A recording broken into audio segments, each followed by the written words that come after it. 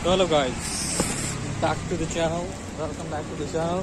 और अभी मैं जा रहा हूँ साइंस म्यूज़ियम, क्योंकि साइंस में थोड़ा इंटरेस्ट है, तो मन कर रहा है कि साइंस म्यूज़ियम थोड़ा सा घूम लूँ, क्योंकि वहाँ पे काफ़ी सारी अच्छी चीज़ें दिखा रहा था। और गूगल मैप पे डाला तो फ़ोटो वोटो वहाँ का दिखा रहा था, तो वहाँ पे चल के दिखाता हूँ कि वहाँ पे क्या क्या चीज़ मस्त मस्त है जो देखने को मिलने की। ठीक है, हालांकि यही पास ही में है, 100 मीटर दूर गया, वहाँ से स्टार्ट होता है।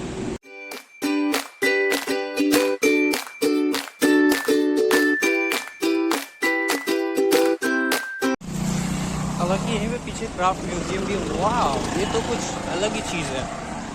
इधर दिखा रहा हूँ आपको, मेरे पीछे क्या किला,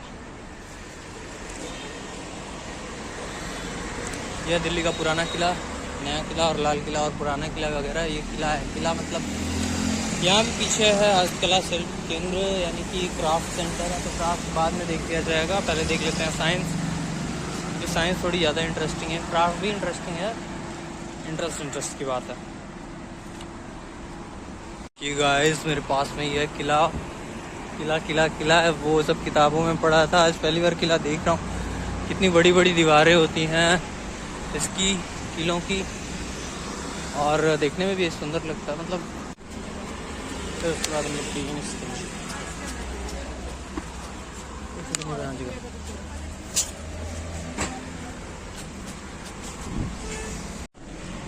दोस्तों हमने पिया भी शिकंजी, क्योंकि धूप में ऐसे थोड़ा सा घूमने, थोड़ा सा अगर 100-200 मीटर चल लेते हैं, उसके बाद आपको इतना डिहाइड्रेशन होने लगता है कि फिर आपको पीना ही पड़ता है पानी या कुछ related liquid cheese.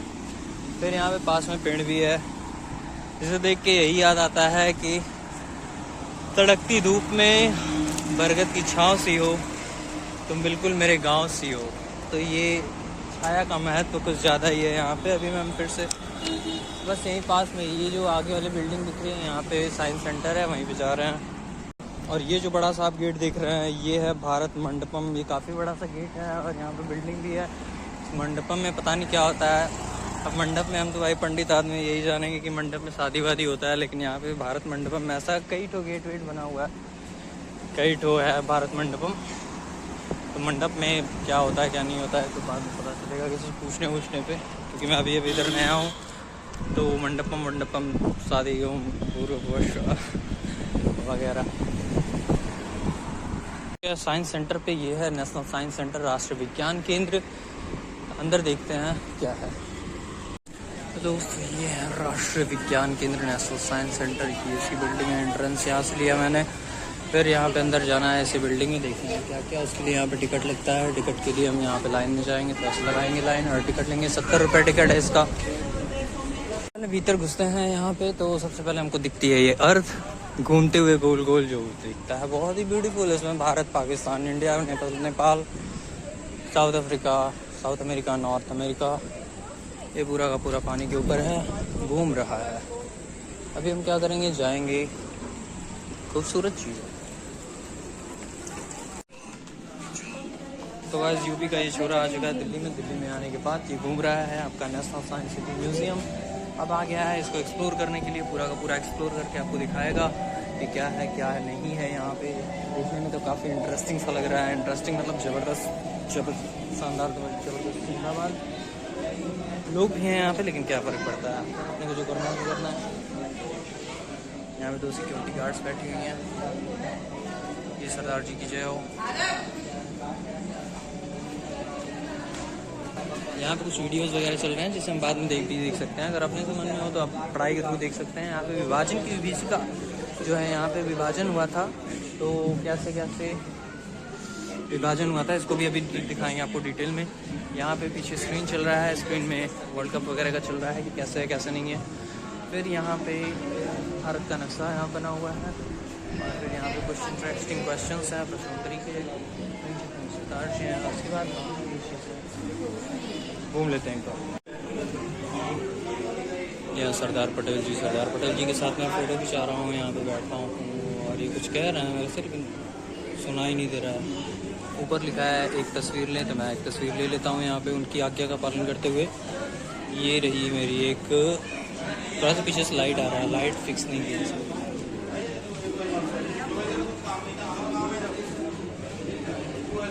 Love you Sardar Vallabh भाई पटेल। और यहाँ पे पीछे है अर्थ का मैप, अर्थ का मैप है।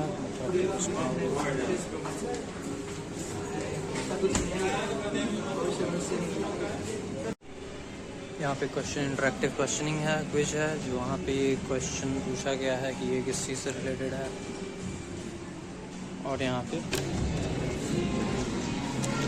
क्वेश्चन करेंगे, ये है पूरा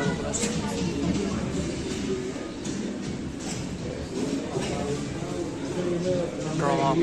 पार्टीशन भारत का डिवीज़न कैसे हुआ था, इस चीज़ के बारे में यहाँ पे अंदर बताया जाता है। ये जिन्ना है, जिन्नाज़ ड्रीम ऑफ पाकिस्तान। ये बाउंड्री लाइन जो आपको दिख रही है, ये कौन सी लाइन है, इस लाइन का नाम बता सकते हैं आप?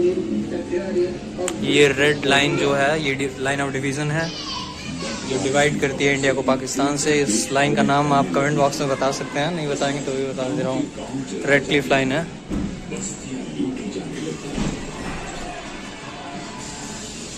लाखों लोग अपने घर, खेत, गांव, कस्बे, शहर छोड़कर सुरक्षित इलाकों की तरफ भागने लगे, पर आते जाते काफिलों पर भी हमले होते हैं।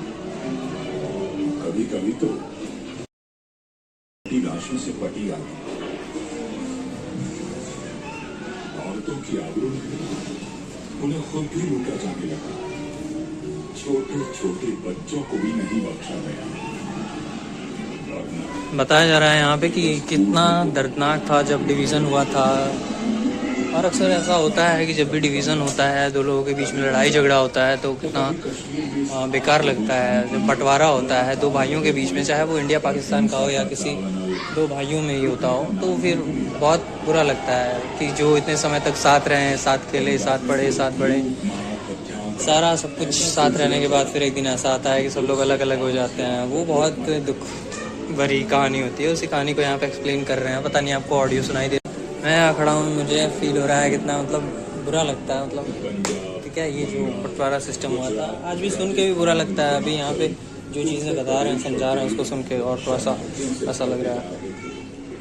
आगे बढ़ते हैं, दूसरी तरफ देख सकते हैं।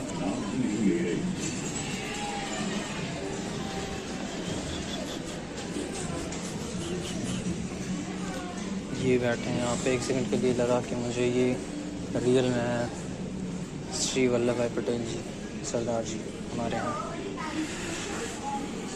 कितना जीवंत उदाहरण है, लग रहा है कि अभी भी सामने ही बैठे हैं। इनके पीछे वो लोग डॉक्टर राजेंद्र प्रसाद गांधी जी और जवाहरलाल नेहरू। ये पुराने ज़माने का टेलीफोन यहाँ पे रखा हुआ है। वहाँ पे काफ़ी सारे टेलीफोन रखे हुए हैं जो कि उनकी सरदार जी के स्पीचेस सुनने के लिए यहाँ पे एक टेबल रखा हुआ है इनका। ये यहाँ बैठे हुए हैं, मूर्ति के फॉर्म में है, स्टैचू है इनका। और यहाँ पे फ़ोन है, इस फ़ोन को मैं उठाऊँगा और सुनूँगा। लिसन टू सरदार लिखा है यहाँ पे, सरदार जी के बारे में कि कौन कौन सा। और यहाँ पे लगे हैं काफ़ी सारे डिस्प्लेज जो अलग अलग इंसिडेंट्स के बारे में समझाते हैं ऑडियो और वीडियो के थ्रू। यहाँ पे एक ऑडियो का वो हेडफोन है, उसको पहनना पड़ता है। उसके बाद आपको डिस्प्ले में जो इंसिडेंट के बारे में, जिसके बारे में आपको सुनना है, वो आपको सेलेक्ट करना है। और सेलेक्ट करने के बाद आप उसके बारे में पूरा डिटेल में हिंदी या इंग्लिश में सुन सकते हैं। जैसे यहाँ पे ये छोटे छोटे बच्चे भी सुन रहे हैं, तो मैंने भी एक बार ट्राई किया उस चीज़ को लगा के सुनने का।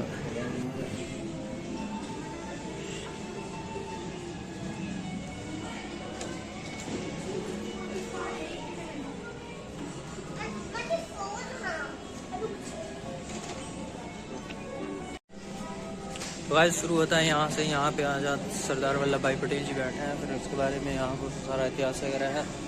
और यहाँ पे आज़ादी के पहले का तूफ़ान की कैसे कैसे तूफ़ान आया था 1935 से लेके प्रथम प्रांतीय चुनाव हुआ, फिर भारत सरकार अधिनियम 1935, cabinet mission, interim government formation, communal tension, Punjab में फिर दंगा हुआ, फिर 1947 को भारत आज़ाद हुआ।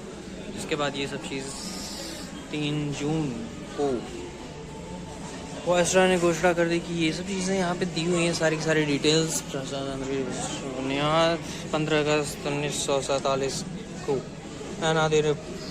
आधी रात के वक्त जब दुनिया सो रही थी तो एक आज़ाद भारत जाग उठा, उसी के बारे में ये सारा, ये कॉन्स्टिट्यूशन का फर्स्ट पेज नहीं है, फंडामेंटल राइट्स है पार्ट 3 का, उसमें आपके फंडामेंटल राइट्स लिखे हुए हैं, उसी का एक कॉपी है यहाँ पे लिखा हुआ है, रखा हुआ है।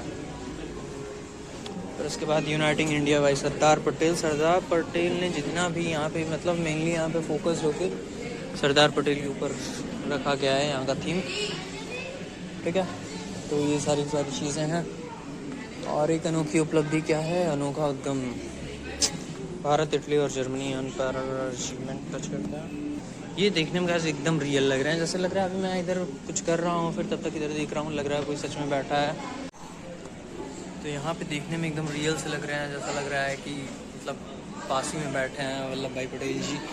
फिर अभी मन कर रहा है इनको थोड़ा सा टच कर लूँ, टच करने का बहुत मन कर रहा है, तो एक बार टच कर ही लूँगा बॉटल को साइड में रख के इनको। ये सरदार वल्लभ भाई पटेल जी, ये है इनका हाथ है, यहाँ पे जो फाइल रखी हुई है इनके हाथ को टच करके बहुत अच्छा हो रहा है। हालांकि यहाँ तो स्टैचू है, लेकिन फिर भी देशभक्ति वाली जो फीलिंग होती है वो टाइप की। ये उनका डेस्क, ये उनका फ़ोन पुराना वाला, मस्त चीज़ है यार।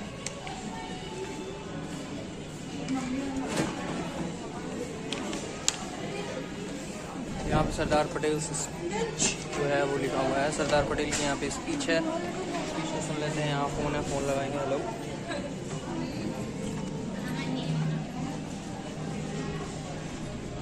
राष्ट्रीय एकता और शांति के बारे में बता रहे हैं।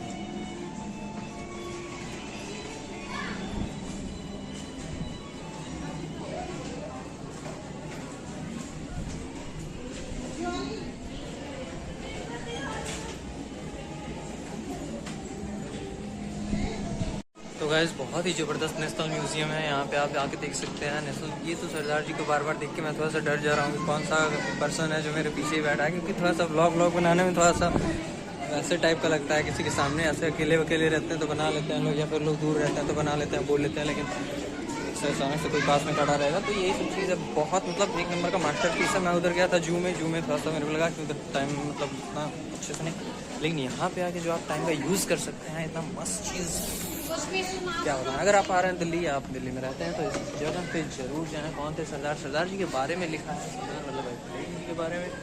तो ये पूरा का पूरा थीम उन्हीं पे बेस्ड है, पूरा हिस्टोरिकल प्लेस है। सऊदी रियासत की पहचान, यहाँ पर रियासतों की पहचान, रियासतों के बारे में दिया गया है, कौन कौन सी रियासतें हैं, princely states that were involved in the formation of constitution. So these are coins of princely states. कृपया सिक्के पूरा सी बॉर्डर हो रहा है। तो यहाँ पे हम देखते हैं कौन कौन से सिक्के हैं, कौन कौन सी रियासत के। पहले तो मैं यही चीज़ लिया हूँ बॉटल, इसको कहीं साइड में रखना पड़ेगा, फिर घूमना पड़ेगा वरना, ठीक है। देख लेता हूँ। हाँ, तो यहाँ मैं प्रिंसली स्टेट्स के सिक्के उठाने जा रहा था। इस सिक्के कौन कौन से हैं यहाँ पे, कुछ सिक्के इस टाइप के सिक्के जो हैं ये यहाँ पे दिए हुए हैं। बड़ी अच्छी ये भी उठा रही है हम लोग।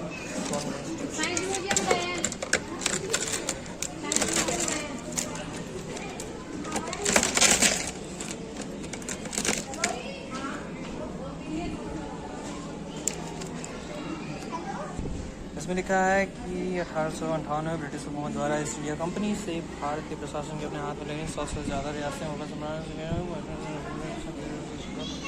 धीरे धीरे सिक्कों से मुगल सम्राट का नाम मिटाकर इंग्लैंड की महारानी का क्षेत्र डाल दिया गया, ठीक है। पहले मुगल शासन करते थे, फिर उसके बाद वहाँ से जो सिक्के थे मुगल अपने नाम के सिक्के जारी करवाते थे, अपनी बीवियों के नाम के सिक्के जारी करवाते थे।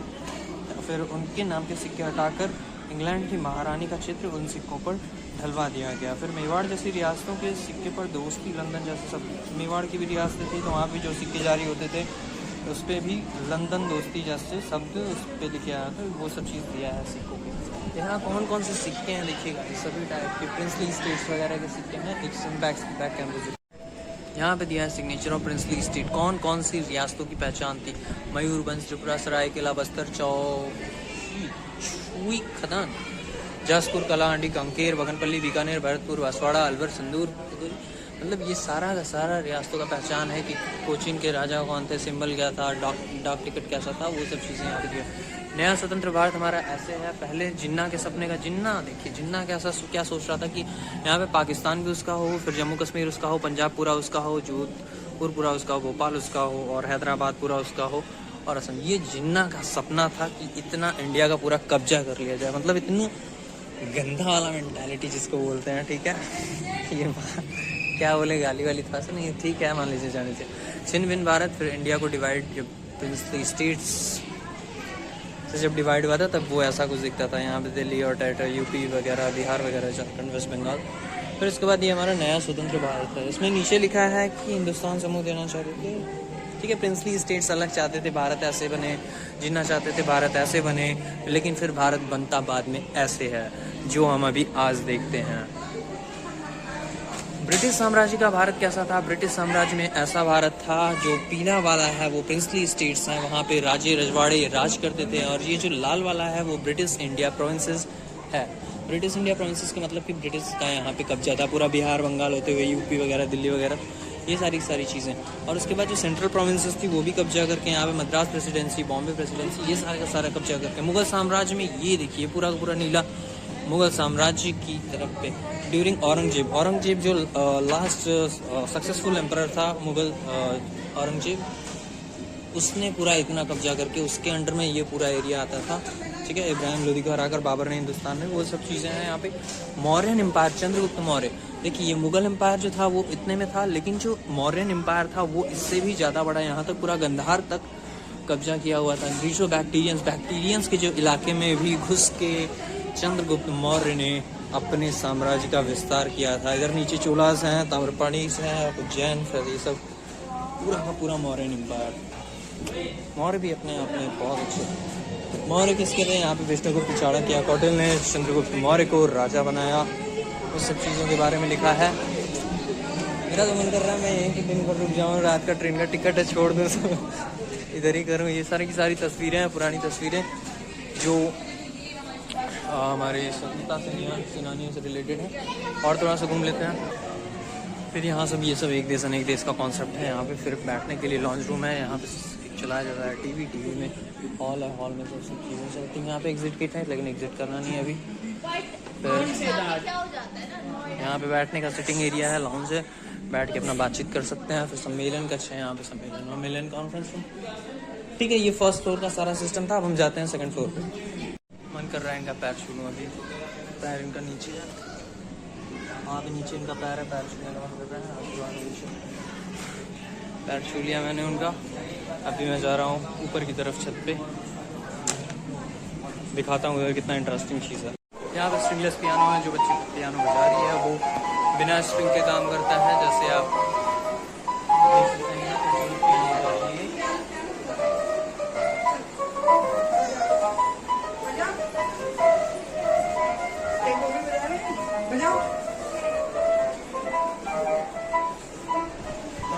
इसको देख के काफ़ी सारे लोग यहाँ पे आ गए हैं पियानो बजाने के लिए, तो बजाने दीजिए, हम कुछ और बजाते हैं। ये देखिए गाइस, ये पूरा साइंस सिटी का ऑडिटोरियम है। इसमें कैसे कैसे क्या क्या होता है, सब जीवनशाला, मतलब काफ़ी ज़बरदस्त चीज़ें हैं यहाँ पे।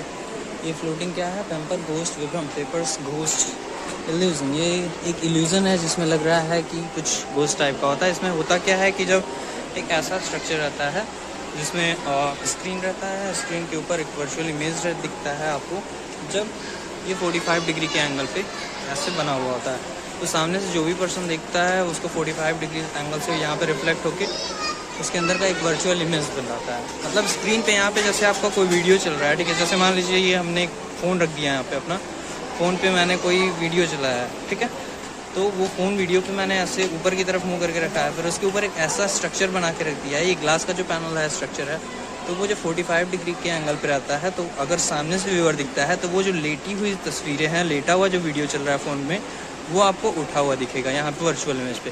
तो वही चीज़ यहाँ पे आपको दिखाई दे रहा है। वहाँ पे नीचे एक स्क्रीन है, यहाँ पे स्क्रीन रखा हुआ है, स्क्रीन चल रहा है, लेकिन आपको दिख रहा है वो हवा में 3D, ठीक है। तो वही यहाँ पे चीज़ बताया गया है।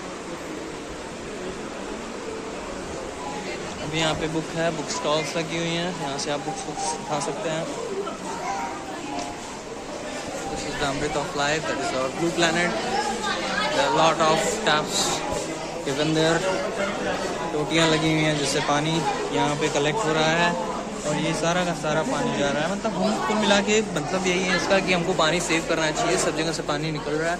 Distribution of water over lands क्या है, पूरा का पूरा 97% ओशन है, 3% फ्रेश वाटर है, जिसमें से फ्रेश वाटर से भी 79% ग्लेशियर के रूप में मौजूद है और 20% ग्राउंड वाटर है और बाकी का 1% जो वाटर है वो हमें एक्सेसिबल सरफेस वाटर, मतलब सरफेस पे जो भी वाटर है वो लेक्स के फॉर्म में है, रिवर्स के फॉर्म में है, वाटर वेपर के फॉर्म में और सॉइल मॉइस्चर के फॉर्म में है। तो ये होता है वाटर का डिस्ट्रीब्यूशन।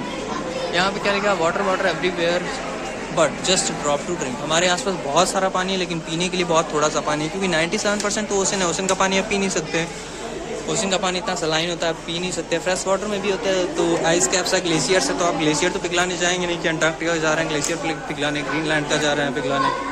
तो जो भी ग्राउंड वाटर होता है उसी में से हम या तो ग्राउंड वाटर पीते हैं या तो एक्सेसिबल सरफेस वाटर पीते हैं। सरफेस वाटर में भी क्या होता है, रिवर विवर का पानी लोग पी लेते हैं, फिर ग्राउंड वाटर का जो समरसेबल आजकल लोग लगवा रहे हैं वो सब।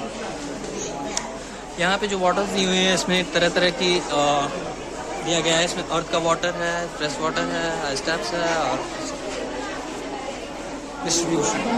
और यहाँ पे water is called universal solvent because water universal solvent होता है। इसमें कोई भी चीज़ मिल जाता है, घुल जाता है, क्योंकि हम इसमें मिला सकते हैं, काफ़ी चीज़ें मिला सकते हैं केमिकल न्यूट्रल्स। ये वाटर के बारे में दिखा रहा है बिकॉज वी आर इसलिए हम प्यासे हैं। Apple 70 litres water. अच्छा, जो यहाँ पे बताया गया है कि कौन कौन से पौधे कितने कितने वाटर से तैयार होते हैं। एक एप्पल को तैयार होने में 70 लीटर पानी लग जाता है, 1 kg कोकोनट तैयार होने में 2500 लीटर। ऐसे ही बहुत सारे दिख रहे हैं आपको, स्क्रीन पर देख लीजिए। आपके अंदर कितना पानी यहाँ पे मेजरमेंट करने के लिए बता रहा है तो आप देख सकते हैं। अभी मैं करके देखूंगा। अभी तो काफ़ी सारी भीड़ लगी है, लोग खुद ही अपने अंदर का पानी चेक कर रहे हैं कि उनके अंदर कितना पानी है। यहाँ बताया गया है कि आपके अंदर कितना पानी है। फिर ये वाटर यहाँ से गिर रहा है, तो वाटर साइकिल यहाँ पे बताया गया है कि वाटर साइकिल कैसे है। यहाँ पे आसमान से बारिश हो रही है, बारिश जा रहा है यहाँ पे ज़मीन से फिर ये घास फूस में जा रहा है, फिर उसके बाद यहाँ पे पॉन्ड है, लेक टाइप का, यहाँ पे जाके इकट्ठा हो रहा है, फिर यहाँ से फिर वेपोराइज होके ऊपर जाता है, फिर गिरता है। तो यही वाटर साइकिल यहाँ पे दिखाया गया है। और पानी के बारे में क्या क्या दिखाया गया है, ये पूरे अर्थ को निचोड़ के हम पानी जो निकाल रहे हैं। यहाँ पे कितनी पानी की समस्याएं होती है, देखिए रॉट मतलब सूखा पड़ जाता है, ऐसे बच्चे पानी निकलते हैं, सब कुछ दिखाया हुआ है वाटर के बारे में। सारी इंपॉर्टेंस वाटर के बारे में यहाँ पे बताई गई। नीचे सरदार वल्लभ भाई पटेल थे, ऊपर अभी ये वाला जो सेक्शन है ये वाटर का सेक्शन है। Ravaging the river from the Yamunotri to Agra. तो ये जो यमुना नदी दिल्ली आगरा से होते हुए जो जाती है यमुना नदी, उसके बारे में यहाँ पे बताया जा रहा है कि कहाँ कहाँ से होकर जाती है और किस किस तरह से इसका डिस्ट्रीब्यूशन होता है, क्या क्या हो रहा है इसके साथ। कितना लोग आजकल गंदा कर दिए हैं, गंदा मतलब लोग नहीं रखे हैं इसमें, किसी लोग का हाथ नहीं है, बहुत सारे लोगों का हाथ है। फिर बोला इट इज़ और रिस्पॉन्सिबिलिटी, ये हमारी ही रिस्पॉन्सिबिलिटी है। क्या करने की रिस्पॉन्सिबिलिटी है, तो अपने आसपास के सराउंडिंग को क्लीन रखिए, वाटर को फ्रेश रखिए। हाथ जोड़ के आपसे बोल रहा हूँ, ठीक है, क्योंकि जो वाटर है वो बहुत ही इंपॉर्टेंट हमारी लाइफ में। ये देखिए एक साइंटिस्ट लग रहे हैं, क्या बस सामने से देखते हैं तो पता चलेगा कोई है ये, मतलब इसके बारे में एरिया रिजर्व बाय WTP और ऐसे मस्त लग रहा हूँ, ठीक है। सोनिया विहार वाटर ट्रीटमेंट, सोनिया विहार जहाँ पे मैं हूँ इस समय रुका हुआ हूँ, वहाँ वाटर ट्रीटमेंट के बारे में बताया है। सोनिया विहार में ही मैं रुका हुआ हूँ जब से आया हूँ दिल्ली में, तो वाटर ट्रीटमेंट के बारे में बताया है। गंगा इंटीग्रेशन, तो वहाँ पर वाटर के कैसे कैसे प्लांट्स वहाँ पर बैठाए गए हैं, मिनिचर बोर्ड। ये पूरा का पूरा एक मॉडल तैयार किया गया है कि कैसे डिस्ट्रीब्यूशन वाटर के बारे में जानकारी है। ठीक है, ये वाटर का हो गया, आगे बढ़ते हैं। फिर हम आ गए यहाँ पे एक्वेरियम में। एक्वेरियम में ये है मछली, जैसे फ्रेश वाटर एक्वेरियम है, इसमें रंग बिरंगी ताज़ी मछलियाँ हैं गाइस।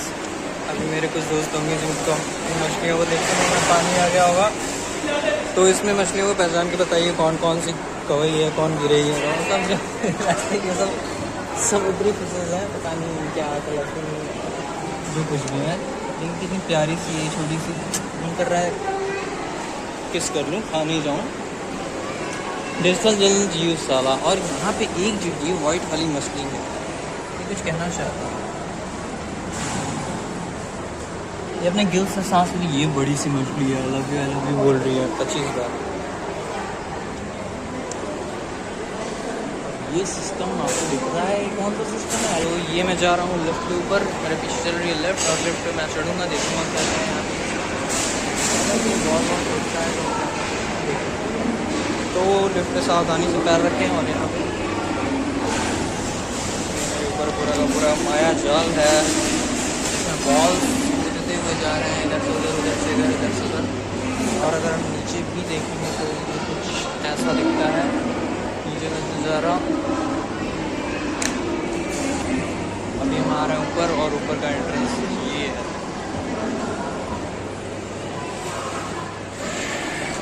क्या लिखा है यहाँ पे? हमारे विज्ञान एवं तकनीकी धरोहरों के बारे में। वाह, दिस प्लेस इज लवली। घाटी संस्था मोहनजोदड़ो वाली लड़की यहाँ पे खड़ी है। ये बाबा ये भी खड़े हैं, ये सब आपने बुक में देखा होगा। ये हड़प्पा मोहनजोदड़ो यही सब है इधर का, खुदाई वाला ये सिस्टम है। यहाँ पे सेंटर में एक सर्कल बना हुआ है।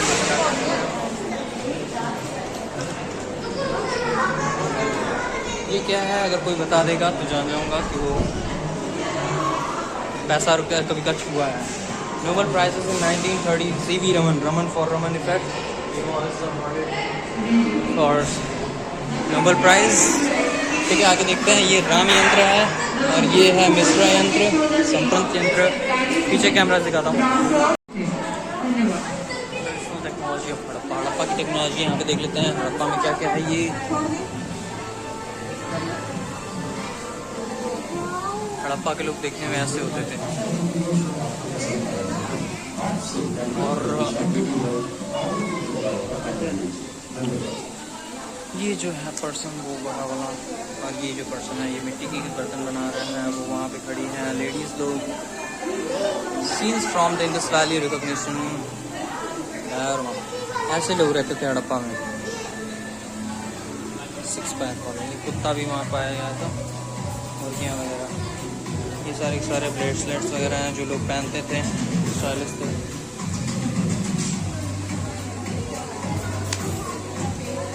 ये सब चीज़ों के बारे में गाइस बाल लेकिन लंबे लंबे रखते थे सारे के सारे लोग। इधर ऐसा दिखाया गया है। मोतियाँ वगैरह हैं जो वहाँ पे पाई जाती है। वो देखिए अंदर बैठ के क्या कर रहे हैं, वो संगम बना रहे हैं क्योंकि वहाँ पे बैंगल वर्क चूड़ियों का काम कर रहे ही हैं, रह ही नहीं रहे हैं। एक्चुअली बालों से कंफ्यूजन हो रहा है, पता नहीं उस्तरा नहीं था क्या उस टाइम पे। गाड़ी पार्क की है। धन्यवाद।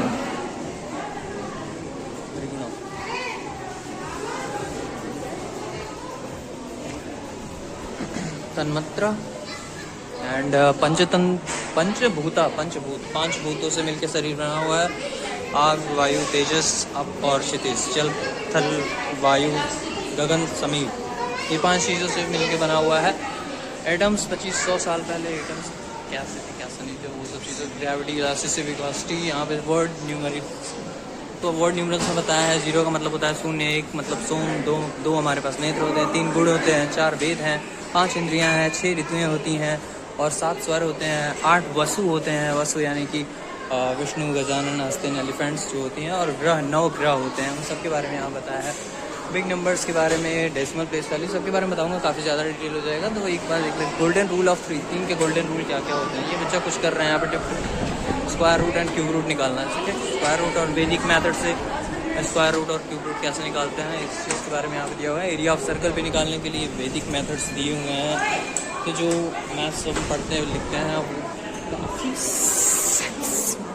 खतरनाक जगह है guys. I love this place. I'm actually in love with this place. Not with these guys, but love with this place. This is Rust. और ये रिप्रेजेंटेशन है एंशिएंट इंडियन केमिकल लेबोरेटरी का, जिसमें हमारे ऋषि मुनि इस तरह के केमिकल लेबोरेटरीज में केमिकल तैयार करते थे। ऐसी जड़ी बूटियों से वो केमिकल्स तैयार करते थे, दवाइयाँ तैयार करते थे और बाकी सारी चीज़ें तैयार करते थे। सुश्रुत सर्जरी यहाँ पे सुश्रुत है जो सर्जरी वर्जरी का परफॉर्मेंस दी थे। और इधर क्या है, द्रव्य गुण आयुर्वेदा के बारे में सारी चीज़ें लिखी हुई है। एरोनॉटिक्स ऑफ परफ्यूम,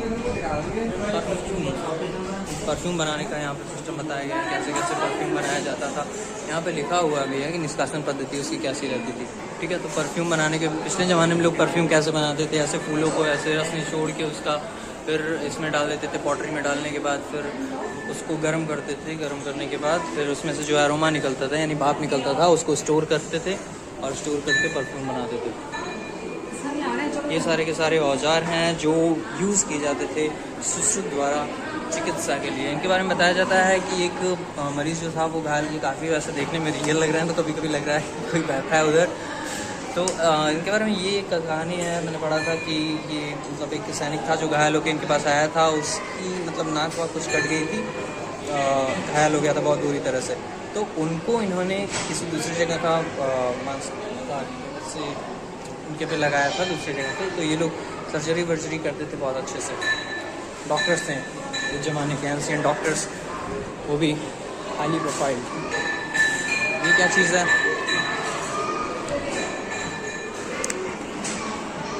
ये है महरौली, हमको लग रहा है लौ स्तंभ के बारे में है, जो अभी मैं देखा नहीं हूँ, मन कर रहा है देखने का, लेकिन देखूँगा अभी, देखता हूँ टाइम मिलेगा तो। तो ये जो महरौली का जो आयरन पिलर है इसको बनाया गया कुछ खास तरीके से, ऐसे खास तरीके से कि इसमें कभी भी जंग नहीं लगता है। वैसे लोहे को छोड़ दिया जाए तो उस पर जंग लग जाता है, कम से कम साल भर में ही आप देखेंगे वो बुरी तरह से जंग उसमें लग जाता है। लेकिन यहाँ पे 1600 साल से ये लोहे का पिलर खड़ा हुआ है जो महरौली स्तंभ है, लेकिन इस पर आज तक कोई भी जंग नहीं लगा है। बताया जाता है कि इसका जो कोटिंग है वो किसी ऑक्साइड वगैरह से किया गया है, तो इसी वजह से इस पर जंग नहीं लगता है। ठीक है, और उसका एक ये भी खास बात है कि ये जो जितना लंबा पिलर है इसका 1/4 पार्ट यानी कि 1/4 बस, कल 3 हिस्सा ऊपर है, बाकी एक हिस्सा ज़मीन में गड़ा हुआ है ताकि ये कभी भी गिरे विरे ना। ये है उसके फॉर्मेशन के लिए, ये जो किसान है, ये मतलब जो मज़दूर है, ये काम कर रहा है कि कैसे इस पर आयरन, और ये जो पेंट प्रेस है इससे इस पर आयरन ऑक्साइड का लेप किया जा रहा है। आगे बढ़ते हैं, देखते हैं क्या है। और ये है नायकुंड फर्नेस, फर्नेस यानी कि भट्टी। भट्टी में क्या बनाया जाता था? ईंटें बनाई जाती थी। ठीक है, तो ईंटों का फॉर्मेशन इसी भट्टी में किया जाता था, ईंटों का स्ट्रक्चर डाल के फिर इसमें डाल दिया जाता था, फिर उसके बाद वो गर्म होकर पक जाती थी। फिर आयरन स्मेल्टिंग यानी लोहे को पिघलाने का काम कैसे किया जाए। ये पर्सन, ये जो बंदा इधर खड़ा है, ये इधर से अपने पैर से दबाता है, मतलब हवा देता है। हवा देने के बाद इधर से भट्टी गर्म होती है तो ये जो आयरन है इस पर लगा हुआ है ये पिघल जाता है। पिघलने के बाद उसको अलग अलग सांचों में उससे औजार वगैरह बनाए जाते थे। लेजेंडरी इंडियन स्टील का काम जो था वो ऐसे होता था। ये कैसे कर रहे हैं अभी इसको बाद में, इसके बारे में यहाँ पे वीडियो में भी बता रहा है। ये है lost wax ancient Indian craft, जिसमें क्राफ्ट के बारे में बताया। ये भरतनाट्यम की मूर्ति वगैरह है। ठीक है, किस प्रकार की कलाएँ, ये छेनी हथौड़ी जो है पुराने ज़माने की छेनी हथौड़ी, यहाँ पे कुछ वैसा रखा है। लॉस्ट वैक्स स्टैचू है।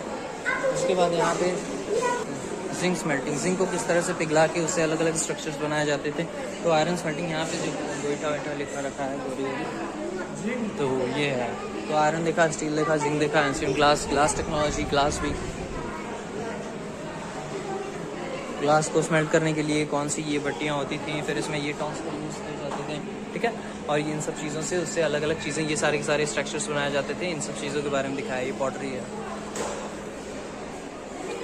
ये जो चीज़ा हैं, ये चीज़ा नहीं है, ये भैया हैं, ये क्या कर रहे हैं, ग्लास को मेल्ट करके इसमें पोर कर रहे हैं। तो पोर करने के बाद ये लोग इस सब चीज़ से सॉरी उधर वाला बस खाली ग्लास का था, ये पॉइंट है। तो एंशिएंट कॉइन मेकिंग में सिक्के कैसे ढाले जाते थे। तो सिक्कों को ऐसे कोई भी जो सिक्के बनते थे, सोने के, चांदी के या फिर पीतल के, उसको वहाँ पे स्मेल्ट करके यानी कि पिघलाने के बाद यहाँ पे इसमें डाला जाता था। डालने के बाद इसमें यहाँ पे गढ़ा जाता था, वहाँ पे खांचे बन रहे हैं। ये कॉटन एंड टेक्सटाइल्स यहाँ पे ऐसे, ये तो आप देख ही होंगे कि जो लोग जुला होते हैं वो काम करते हैं इसका। हरात ये है एक और एंट्रेंस में घुसने के बाद देखते हैं। ये है राजा कुतुब मीनार। जैसे ये हो राजा बनारस, वैसे ही ये है राजा कुतुब मीनार दिल्ली में। तो कुतुब मीनार का ये है फर्स्ट फ्लोर, ये है सेकंड फ्लोर, ये है थर्ड फ्लोर, ये है फोर्थ फ्लोर, वो है फिफ्थ फ्लोर। तो टोटल ऐसे 5 फ्लोर्स हैं। जिसके बारे में, डिज़ाइन के बारे में देखिए मन तो था मेरा कुतुब मीनार भी जाने का और महरौली का आयरन पिलर भी देखने का, तो दोनों मेरे को यहीं पे दिख गए, दोनों में ना देखने को मिल जाता है। तो मैं अभी उधर का जाने का कैंसिल कर रहा हूँ क्योंकि टाइम भी नहीं है। तो फिर इसी को देख लेते हैं। ये है हमारा गगनचुंबी आकांक्षा, इसको बनवाने में 3 ऐबक में और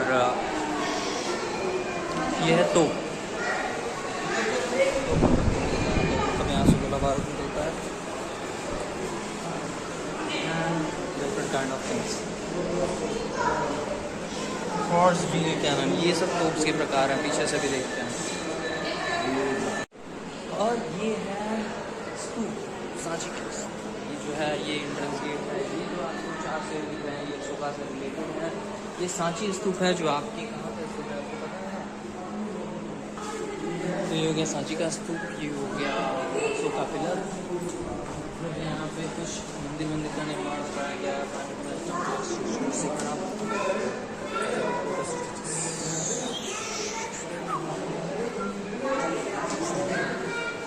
टेम्पल स्टाइल, यहाँ पे टेम्पल की अलग अलग स्टाइल्स के बारे में डिस्कस किया गया है। टेम्पल अलग अलग द्रविड़ शैली की होती हैं और नागरा शैली की होती हैं, वैसारा शैली की होती हैं। सभी शैलियों के बारे में यहाँ बताया है कि किसमें कौन सा, किसमें कितने गर्भगृह होते हैं।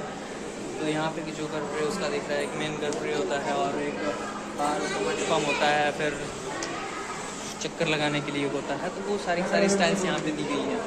ये दसवट टेम्पल का है, ये राजराज चोल जिसमें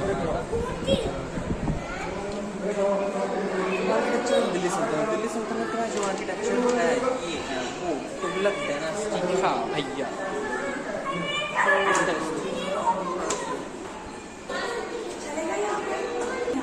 And this is where the Islam mosque, the Tattab mosque, whatever this is given here. We're moving forward. This is the lovely Taj Mahal. मेरे को लग रहा है मैं यहीं खड़ा होकर सब कुछ घूम सकता हूँ, घूम लूँगा लग रहा है, और कहीं घूमने की ज़रूरत ही नहीं पड़ेगी। और ये है यहाँ पर रंगीन पत्थरों से जड़ा हुआ चिकारी, क्या आकृतियाँ हैं, वुडन क्राफ्ट वगैरह है। यहाँ पे सितार है, गिटार है, पुराने ज़माने के जितने भी हारमोनियम सब रहता है वो सब रखा हुआ है। तबला वबला, ढोलक, सुराई बुराई। और ये जो सिस्टम है घंटा,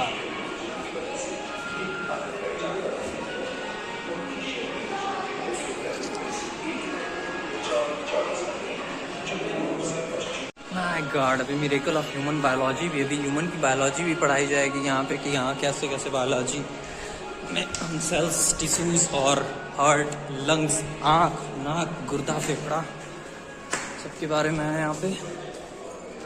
यह human structure and we start from here. This is the Earth and this is the मानव शरीर का अजूबा। यूनिक प्लानट है, प्लानट पे ऐसी लाइफ स्पीसीज हैं। Looking into the depth of life, life में आप डेप्थ से देखते हैं कितने सारे माइक्रो ऑर्गेनिजम्स हैं, क्या है। स्टार्ट करते हैं इधर से from big bang to smart man. यहाँ से बिग बैंग होता है जहाँ से माना जाता है कि यूनिवर्स की शुरुआत होती है, वहाँ से बहुत सारे माइक्रो ऑर्गेनिजम्स जन्म लेते हैं। Eukaryotic cell, prokaryotic cell, animal cell, plant cell, फिर इससे बनते हैं रेप्टाइल्स, मैमल्स, ठीक है, फिर फिशेस वगैरह सब बनती हैं। फिर उसके बाद ह्यूमनॉइड्स, फिर बाद में अलग अलग स्ट्रक्चर्स के जीव आते हैं, चूहे, बिल्ली, चमगादड़, खरगोश वगैरह। उसके बाद यहाँ पे लॉरिसेस, फिर स्कल्स, होमो सैपियंस, फिर ये लंगूर, गोरिल्ला, ये सब एम्फीबियंस। तो जो गोरिल्ला, तो ये जो होमो सैपियंस है इसका इवोल्यूशन काफ़ी घुमा के हुआ है। होमो सैपियन इरेक्टस ग्रुप्स, फिर होमो हैबियस, फिर प्रासल, ऐसे पता नहीं क्या इसमें देश भर का लिखा है, उतना पढ़ने का टाइम नहीं है मेरे पास। फिर यहाँ पे ऐसे हो गए, फिर यहाँ पे फ्रॉग रॉग ऐसे सब मुझे दिखाता है। फिर यहाँ पे फिश, फिर उसके बाद फिश कॉर्डेट से होते हैं, बायो वालों को ज़्यादा बेहतर तरीके से समझ में आएगा। फिर यहाँ पे कैसा बर्थ ऑफ चाइल्ड होता है, foetus of development, first month, second month, third month, fourth month, fifth month, six month, seven month, 8 month और 9th मंथ। 9 महीने में कैसे बच्चे मतलब होते हैं बड़े, उस चीज़ के बारे में दिखाया गया है। यहाँ पे लग रहा है जिंदा छिपकली को मार के यहाँ पे टांगा गया है क्या, इसको किसी प्रकार के लिक्विड में रखा गया है। भगवान, कार्बन, आपका बॉडी जो है कार्बन, उसमें 18% मास रहता है। फिर ये सब जो है डिस्प्ले लगा हुआ है, 9 मंथ ऑफ मिरेकल यहाँ पे आपको दिखाई दिया। फिर यहाँ पे ये सिस्टम है और यहाँ पे शुरू होता है सीट ऑफ इंटेलेक्ट, दिमाग। इतने सारे दिमागदार लोगों का यहाँ पे फोटो दिया गया है। You can identify yourself, who are you. Newton सब दिया है। और ये है amino acids the basic structure of life, यानी कि ये अमीनो एसिड्स हैं जो प्रोटीन का फॉर्मेशन करते हैं। प्रोटीन से हमारी जो बॉडी बनती है, मसल्स बनते हैं। ये सारे प्रोटीन्स 32 मतलब 36 टाइप का यहाँ प्रोटीन दिया है, मतलब ज़्यादा टाइप का दिया है, पता नहीं कितने टाइप का देखना पड़ेगा। 20 टाइप का दिया है, 20 टाइप के प्रोटीन होते हैं जिससे हमारी बॉडी बनती है। चेन ऑफ लाइफ में ये सारी चीज़ें, सेल्स एलिमेंट्स ऑफ लाइफ में ये सारा का सारा पीरियोडिक टेबल जो आप रखते हैं वो यहाँ पे दिया हुआ है। तो यहाँ पे मॉलिकुलर ह्यूमन बीइंग है कि ह्यूमन कितने किलो का है, कितने किलो का नहीं है। Blood give and take, blood की कैसे देते हैं ब्लड में। Life supply lines of arteries and veins, artery और वेन का क्या सिस्टम होता है। एक तरफ से ब्लड जाता है, दूसरी तरफ से ब्लड आता है, ऑक्सीजनेटेड ब्लड जाता है, ऑक्सीजन वाला, और कार्बन डाइऑक्साइड वाला आता है वापस उधर से। ये सब पढ़ने को आप पढ़ते समझ में आता है, ठीक है। ये सारा का सारा है। इसमें देखिए मैं कैसा लग रहा हूँ, बस और अंदर जाऊँ, मस्त लगूँगा। फिर ये है रेस्पिरेटरी सिस्टम, मस्कुलर सिस्टम, ये तो आपने किताब में देखते हैं। बॉडी फ्रेमवर्क क्या है, ये बॉडी साइकिल चलाती है तो क्या होता है, पता नहीं क्या होता है। इस पर चलने के लिए ये तो 32 बार रेल की पटरी पे हम लोग चलते हैं। ये देखिए 1 घंटा में 4 बार गिरेंगी, ठीक है। और अपना क्या सिस्टम है कि अपन उस पर अभी चल के दिखाएगा, लेकिन क्या चल के दिखाया, अपन रोज रेल की पटरी पे चलते हैं। उससे ज़्यादा तो ब्लॉग बन गया होगा सिब्बू का, उसमें देख लीजिएगा आप। ये है यहाँ पे टेस्ट और स्टैमिना, अपना स्टैमिना टेस्ट करने के लिए। लेकिन फ़िलहाल में उतना मेरे पास टाइम है नहीं कि मैं स्टैमिना टेस्ट करूँ अपना, हालांकि देखता हूँ अगर रहेगा तो टेस्ट कर लेंगे। इतना है। इसमें पुशअप मारना है, पुलअप मारना है। पुशअप मारूँ क्या? तो अभी मैं लटक के देख चुका हूँ। ये एक्चुअली है लटकने वाला सिस्टम कि आप इस पर लटकेंगे तो फिर उधर सेकंड टाइमर चालू होगा, कितनी देर तक आप लटक सकते हैं, उसका था वो। तो लटकने में थोड़ी मेरी हालत खराब होगी। फिर उसके बाद जॉइंट्स टुगेदर, ये आपके 5 सेंस ऑफ ऑर्गन्स, नोज़ हो गया, माउथ हो गया, वगैरह चीज़ें हो गई। आप बॉय हैं, गर्ल हैं, हुआ है तो गर्ल हैं तो XY क्रोमोसोम्स वही सब है। क्रोमोसोम्स में हाफ यू हाफ मी, आधा मैं आधा तुम दिखाई देगा, आधा मेरे रहे। तो इसके where does the sound comes from, sound कहाँ से आता है। जेनेटिक्स में ये सारे साइंटिस्ट हैं जिन्होंने महत्वपूर्ण खोजें की है। महत्वपूर्ण how Dolly was clone, Dolly कौन है? अच्छा, डॉली सीप है, डॉली सीप। 1 सेकंड पढ़ के बताता हूँ। तो डॉली है जो एक भेड़ से दूसरी भेड़ बनाई गई थी। तो इसमें एक तो ये भेड़ा है, एक ये भेड़ा, इन दोनों का कैसे इसका न्यूक्लियस निकाल के इसमें कन्वर्ट करके सब हो जाता है। क्लियस प्रोडक्शन लाइन। अरे यार मेरा बॉटल उधर ही छूट गया, लेके आ रहा हूँ।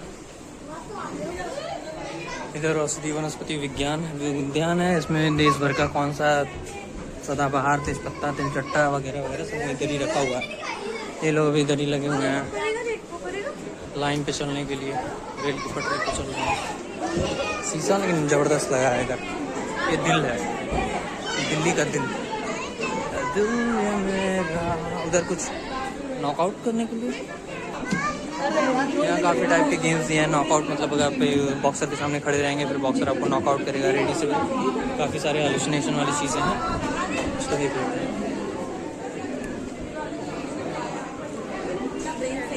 ये जो चीज़ है, ये 3 चीज़ें हैं, इसको पहले उठाते हैं। ये काफ़ी भारी है, ये उससे भी भारी होना चाहिए, नहीं ये उससे काफ़ी हल्का है, और ये उससे भी हल्का है, सबसे हल्का है। तो इसका मतलब ये समझ में आता है कि जो ज़्यादा भारी चीज़ होती है, जो बड़ी चीज़ होती है वो ज़्यादा भारी नहीं, ज़रूरी नहीं है कि जो बड़ी चीज़ हो वो भारी भी हो।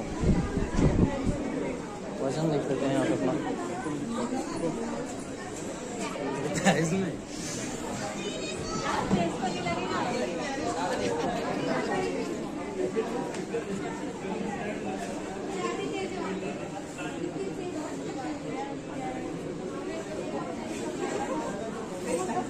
ये सब करंट लगने वाली चीज़, उसको आप पकड़ के बैठ रहे हैं तो फिर आपको करंट लग सकता है। करंट लगेगा ही, मतलब एक हल्का सा शॉक लगता है। ये इंसानों की हड्डियाँ, ये स्केलेटन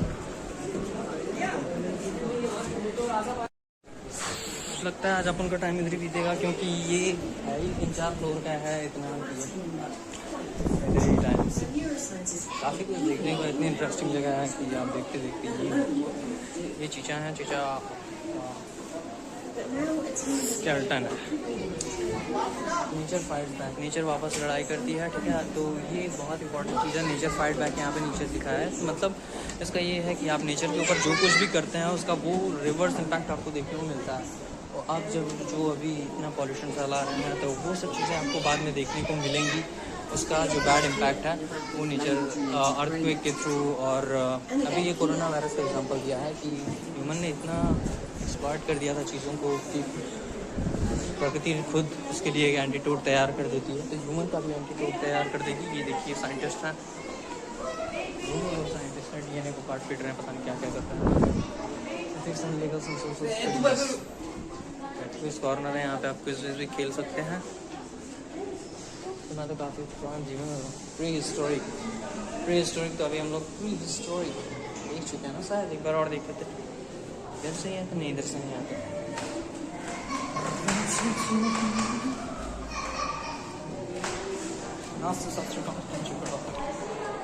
तो ये है गुफा की दिखा है प्री हिस्टोरिक, इसमें घुसते हैं। अंधेरा है, अंधेरा कायम। हम आ गए हैं पुराने ज़माने में, कुछ दिखाई नहीं दे रहा वैसे आप लोगों को, पता नहीं कुछ दिखेगा नहीं दिखेगा।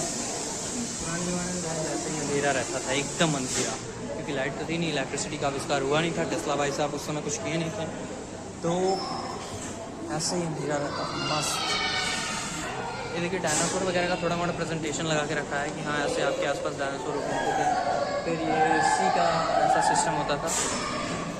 ये एक डायनासोर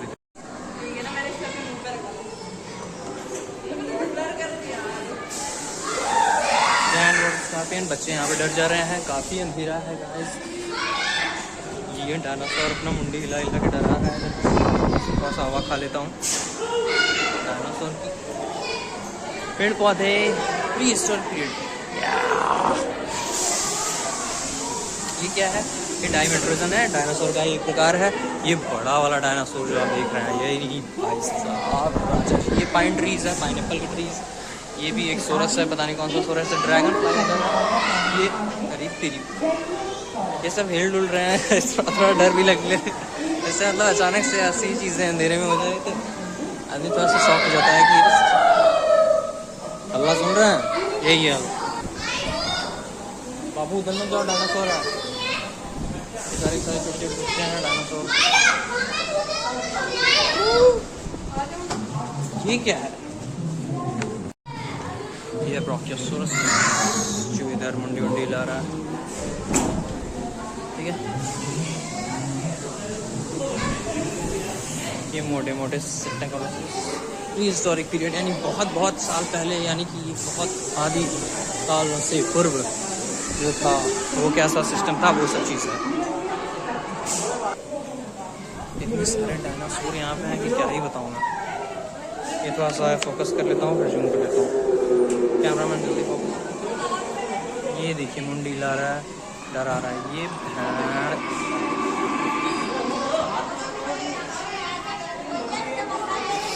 लेजर वेजर लगाया, ठीक है। ये डायनासोर कुत्तों की तरह अपना मुंह फाड़ रहा है, आवाज़ भी कर रहा है। मतलब क्या सच में प्री हिस्टोरिक पीरियड्स में इतने सारे डायनासोर्स थे? मतलब डायनासोर से प्रजाति इतने बड़े बड़े एनिमल्स, मैमल्स जो थे। ये टायरानोसोरस, ये भी प्रजाति है। डायट्रिमा, ये जो कल्चर की प्रजाति है, ये देखने में जामुन जैसा लग रहा है। मतलब इस पक्षी का क्या नाम है? डायट्रिमा। इसका रामायण में क्या गया है, ये वैसे ही है जैसे जामुन, क्या वो जो एक और था, वैसे बिल्कुल लग रहा है। ये हाथी, बड़ी सी हाथी, हाथी में भी कौन सी हाथी? वो वाली हाथी, बहुत बड़ी वाली, आज की हाथी नहीं। और ये जो है, ये महाराज, ये वो वाली हाथी, ये है वो वाला, और ये है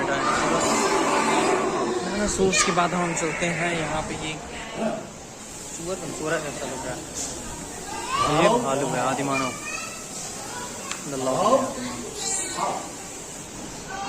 ये बंदर्स, ये क्या है? ये स्माइलोडॉन है, स्माइलोडॉन। ये सब पुराने समय पे जब इंसान शायद नहीं रहते थे तब के, मतलब एप मतलब लंगूर, वैसे लंगूर के पहले गाइस हम लोग पहले देखने में ऐसे ही थे, अब भले से वैसे हो गए। मतलब हमारे जीन्स, वो औरत वहाँ पे बच्चे पे खाना वाना बना रही है, यहाँ पे। अब हम निकलते हैं यहाँ से बाहर। Origin and nature of earth, ये है फन साइंस। इसके नीचे लिखा है कि एक्सप्लोर सम। ये इन्फिनिटी रॉयल है, धुआं है जो पता नहीं कहाँ तक जाएगा कहाँ तक नहीं, मतलब देखने में ऐसा लग रहा है, डर लग रहा है थोड़ा सा। और राइजिंग आर्क, अमूल्य उपहार, ये सबसे पहली बाईसाइकिल है जो बनाई गई थी, पता नहीं इसको लोग कैसे चलाए थे। चलने में चल रहा मैं इस दल्ला, चलने में चल रहा मैं इस दल्ला। वहाँ पे लूप द लूप है। यहाँ पे क्या सिस्टम दिया है, नाभिकीय प्रस्तुत उत्तरी एटॉमिक रिलेटेड यहाँ पे क्वेश्चन आंसर्स है। ये हैं डॉक्टर होमी जहांगीर भाभा जी का स्कल्पचर है, उनसे रिलेटेड कुछ चीज़ें यहाँ पे लिखी हुई हैं। एटॉमिक एनर्जी, एटम यानी कि नाभिकीय ऊर्जा, परमाणु ऊर्जा नियामक परिषद, ऐसे नमूने यहाँ पे ड्राई जिंजर सूजी। एक्सप्लेन करने में ज़्यादा टाइम जाएगा, देख लीजिए क्या मस्त मतलब है सिस्टम। रदरफोर्ड के बारे में है, परमाणु की संरचना के बारे में है, एटम फॉर्मेशन, नाभिकीय न्यूक्लियर फ्यूज़न है, न्यूक्लियर फिज़न है कि फ्यूज़न कैसे होता है, फिज़न कैसे होता है। फिज़न मतलब टूटना, फ्यूज़न मतलब उसमें जुड़ना, जुड़ने के बाद क्या क्या होता है। न्यूक्लियर चेन रिएक्शन के बारे में यहाँ पर डिटेल में समझाया गया। मैं सोच रहा हूँ कि और रुक जाऊँ, टिकट नहीं होता मेरा तो आज इधर ही सो जाता। एरोप्लेन विविकरण हमारा। This is the sexiest place I have seen till now in the Delhi. 220 tower, what right? Protective gears. इसमें भी कुछ है, पता नहीं। दावे पानी पर्यावरण सुरक्षा, प्रोटेक्टिव गियर्स, परमाणु संयंत्र की सैर। यहाँ पे परमाणु ऊर्जा वाला बंदा क्या है इस समय, ठीक है। हैवी वाटर डीपो, न्यूट्रॉन का मंदन, न्यूट्रॉन कैसे होता है, पूरा का पूरा केमिस्ट्री इधर छपा पड़ा है। ये है एक दर्पण की दीवार जो पूरा एकदम मिरर से बना है। और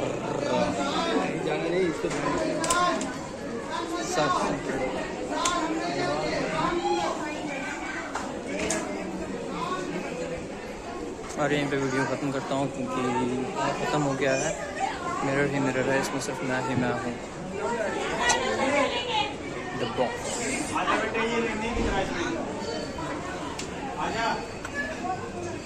TikTok camp vlog. This is the love news place. Wow, it's kind of भूल-भुलैया, guys. Wow, guys. ये भूल-भुलैया। कहाँ गया रास्ता?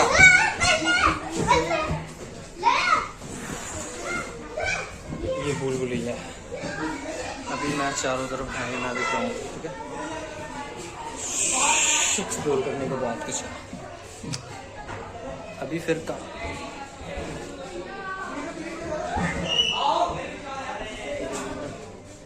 गाइस, ये सच में भूल-भुलैया कैसे बाहर ये सब बच्चे भूल गए थे, भूल-भुलैया में आ गए थे। अभी हम फिर भूल-भुलैया से वापस जाएंगे, बिमपुरा अंदर नहीं जाएंगे। अभी मैं इसमें लड़ने वाला था।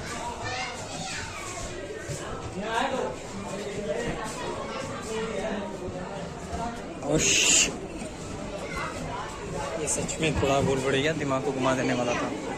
तो गाइस उसके बाद हो गई मेरी बैटरी ख़त्म, जिसके ख़त्म होने के बाद फिर मैं गया नीचे कैंटीन में मैंने वहाँ पे अपना फ़ोन लगाया चार्ज में और बैठ के वहीं पे खाए छोले कुलचे जो दीदी ने सजेस्ट किया था कि यहाँ की बढ़िया होते हैं।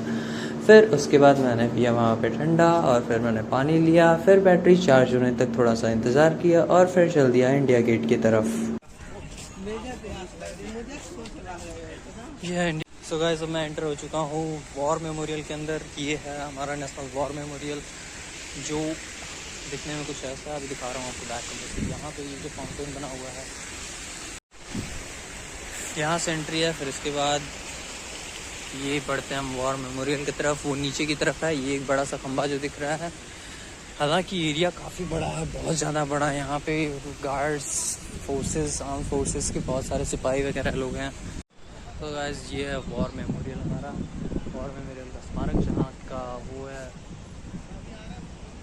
अशोक चिन्ह ऊपर, और वहाँ नीचे जल रही है अमर ज्योति। अमर जवानों के लिए, अमर जवानों के नाम पे वीरता चक्र, सर्कल ऑफ ब्रेवरी यहाँ पे लिखा है कि बाएं ओर चले। फिर हम बाएं ओर चलते हैं। झंडे लगे हुए हैं यहाँ पे 4 तो वहाँ पे देखिए एक भारत का है और बाकी 3 फोर्सेस का, आर्म फोर्सेस, नेवी फोर्सेस और एयरफोर्स का, जो एक ज़माने में मेरी एक्स रह चुकी है। एक्स का मतलब ये कि जब आप किसी चीज़ को सच्चे दिल से चाहते हैं कि वो हो जाए आपकी, और उसके साथ कुछ टाइम स्पेंड करते हैं, और फिर वो एक दिन आप उससे एक्सपेक्टेशन रखते हैं, फिर एक दिन वो आपको छोड़ के चली जाती है, तो उस टाइम ऐसा कुछ फील आता है। फिर उसके चीज़ों को, उसके सिंबल्स को, जो उसका फ्लैग है, फिर जो देखने के बाद कुछ याद सा आने लगता है, वो सारी चीज़ें रिमाइंड होने लगती है दिमाग में, फिर ऐसे भी होता है। और यहाँ से स्टार्ट होता है वॉर मेमोरियल के बारे में। पहले लोंगेवाला का लड़ाई था, यहाँ पे बैटल ऑफ गंगा सागर दिया है, पाकिस्तान बैटल ऑफ तिरपाल।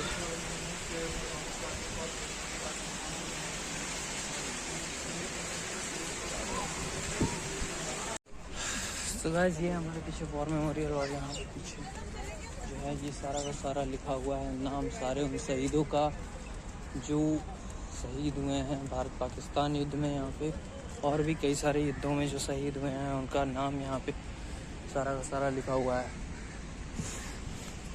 इतने सारे शहीद, मतलब ऐसे कम से कम, मतलब पूरा राउंड में कई सारे पिलर्स बने हुए हैं जो आप मेरे पीछे देख पा रहे हैं। यहाँ पे ऐसे ही पूरे पिलर्स पे पिलर्स बने हुए हैं ढेर सारे। इधर भी हैं पिलर्स तो हाँ ऐसे ही बने हुए हैं। फिर इस पे सबका नाम लिखा है जितने भी शहीद हुए हैं, सीताराम, खुशीराम, मंगल सिंह। तो ये वो जज्बा होता है हमारे सैनिकों के अंदर जो देश के लिए कुर्बानी देने से जरा भी कदम अपना पीछे नहीं हटाते हैं, और फिर सुनहरे अक्षरों में अपना नाम छपवा जाते हैं, बिल्कुल ऐसे जैसे इन लोगों का सुनहरे अक्षरों में नाम यहाँ पे छपा है, आप देख सकते हैं। और भी बड़ी जगह है, एक्सप्लोर करने लायक जगह है, लेकिन समय थोड़ा सा कम है, इसकी वजह से अब हमें वापस चलना चाहिए। जैसा कि आपको पता है मुझे वापस भी जाना है, तो इसलिए इस वॉर मेमोरियल को एक आखिरी सैल्यूट मार के, जय हिंद करके यहाँ से निकलते हैं हम। हालांकि ब्लैक आ रहा है।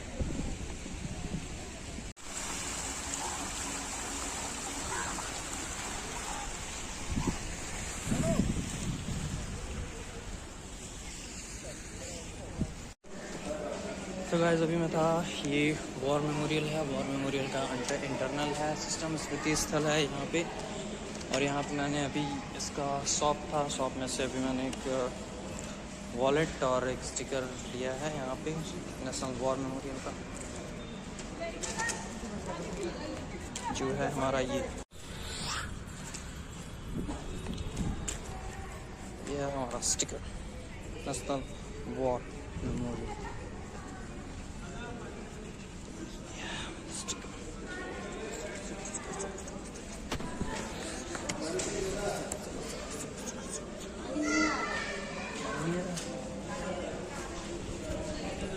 तो गाइस ये मेरा लास्ट वीडियो है, इसमें मैं आया हूँ यहाँ पे इंडिया गेट ये आपको दिख रहा है, और ये मैं पहुँच चुका हूँ इंडिया गेट बहुत ही देखने में मतलब ड्रीम कम करो। टीवी में देखा था, अभी पहली बार देख रहा हूँ सामने से, काफ़ी अच्छा लग रहा है। ये नेता सुभाष चंद्र बोस जी का स्मारक, और भीड़ भी काफ़ी है यहाँ पे। शाम का टाइम है, वीकेंड का डे है, सैटरडे है। तारीख जान के क्या करेंगे, तारीख है आज 15 जून 2024। मेरे आइडल्स। तो हेलो गाइस, ये मैं हूँ, ये मेरा दिल है, और ये दिल्ली है। दिल्ली का इंडिया गेट है, दिल्ली का वॉर मेमोरियल है। बहुत कुछ है इस दिल्ली में, बहुत कुछ देखा, अभी थोड़ा कुछ देखा, उसके बाद और कुछ बहुत कुछ देखना बाकी है, देख लेते हैं।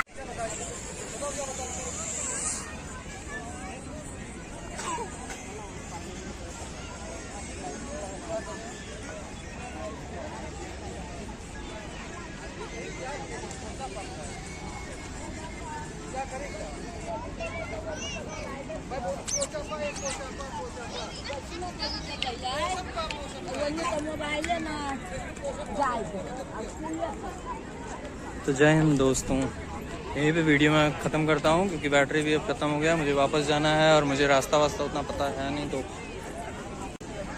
और ये है इसका फ्रंट और इसके सामने है वहाँ पे राष्ट्रपति भवन है। राष्ट्रपति भवन अभी द्रौपदी मुर्मू है राष्ट्रपति, उनसे बाद में मिलेंगे क्योंकि अभी उनसे मिलने लगेंगे तो मेरी ट्रेन छूट जाएगी।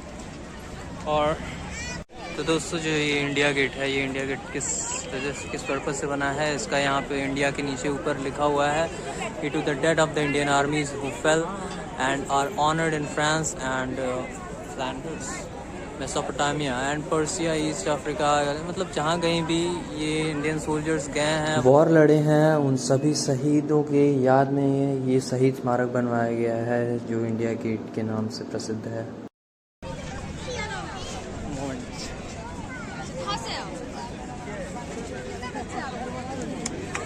ये देखिए पत्रकारिता कितने बच्चे हैं आपके, ये पूछ रही हैं, ये जी न्यूज़ वाली है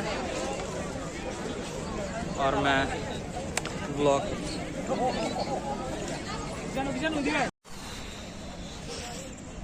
और दोस्तों ये हम आ गए हैं राष्ट्रपति भवन। ये है मेरे पीछे जो आप देख रहे हैं पूरा का पूरा, ये है राष्ट्रपति भवन। इसमें रहती हैं द्रौपदी मुर्मू। अभी मेरे पास थोड़ा टाइम नहीं है तो बाद में इनसे मिल लेता हूँ क्योंकि ट्रेन में निकल जाएगी मेरी तो फिर कोई मतलब नहीं रहेगा, तो इसलिए राष्ट्रपति जी से बाद में मिलते हैं। अभी हम चलते हैं अपने पथ पर। तो ये राष्ट्रपति भवन, मतलब ये जो है कर्तव्य पथ, वहाँ से मतलब इंडिया गेट से मैं यहाँ तक आया हूँ राष्ट्रपति भवन तक, मतलब एक अलग ही फीलिंग आती है, वो बता नहीं सकता। पूरे मतलब रोंगटे खड़े हो जाते हैं कि यार ये आपका कर्तव्य पथ है, सब कुछ याद आ जाता है। वो सारी की सारी चीज़ें जो यहाँ पे हुई हैं दिल्ली के स्थल पे, दिल्ली के ऐतिहासिक स्थल पे, जो दिल्ली की गद्दी के लिए जितनी लड़ाइयाँ हुई, चाहे वो अंग्रेज़ों की हो, मुग़लों की हो, बाकी जो कुछ भी, और फिर ब्रिटिशर्स कहीं आए यहाँ पे, कितने अंग्रेज़ इसके लिए लड़ाई किए, वो सब कुछ जब याद आता है तो एक बार दिमाग में सब कुछ, वही चलते चलते सोच रहा था, जितना कुछ भी पढ़ा लिखा रहता है सब कुछ दिमाग में आने लगता है कि क्या क्या है क्या नहीं है। तो इसी के साथ इस वीडियो को ख़त्म करते हैं अभी, क्योंकि आपको पता ही है। तो जय हिंद और जय भारत।